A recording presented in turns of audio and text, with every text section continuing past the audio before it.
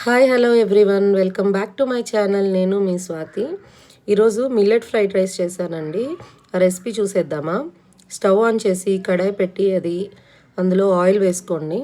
Oil లైట్గా వేడెక్కిన తర్వాత ఆవాలు, మినప్పప్పు, పచ్చెనపప్పు ఇంకా జీలకర్ర వేసుకొని అది లైట్గా వేగిన తర్వాత కొద్దిగా కరివేపాకు వేసి చిటిపట్లాడనివ్వాలి.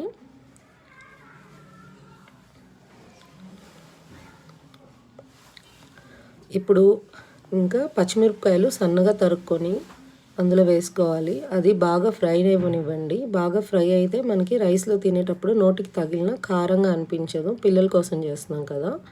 మనమైతే మిల్లెట్స్ ఎలా అయినా తీసుకుంటాం, పిల్లలు డైరెక్ట్గా తీసుకోలేరు కాబట్టి ఈ రెసిపీ చేశాను.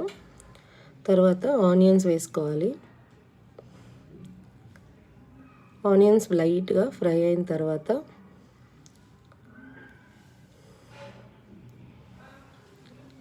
రిమైనింగ్ వెజిటేబుల్స్ అంతా వేసుకోండి. స్వీట్ కార్న్తో సహా డైరెక్ట్ అన్నీ ఒకేసారి వేసుకోండి.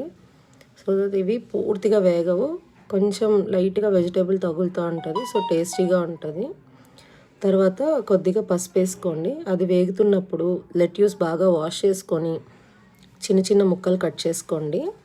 తర్వాత ఆ పోపులో ఉప్పు, కారం, రైస్కి మనం ఎంత వేసుకోవాలనుకుంటున్నామో మిల్లెట్స్ కానీ రైస్ కానీ అంత వేసుకోవాలి.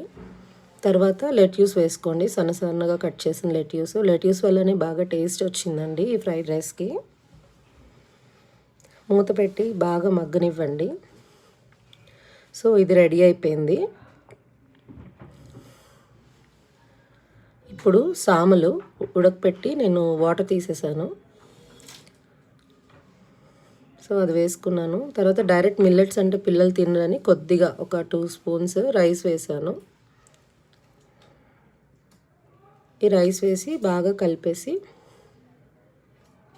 సర్వ్ చేసుకోవడమే. ఇది రెడీ టు ఈట్. ఇంకా నేను టేస్ట్ చేశాను, చాలా టేస్టీగా ఉన్నింది. If you like my videos, please like, share and subscribe. Thank you.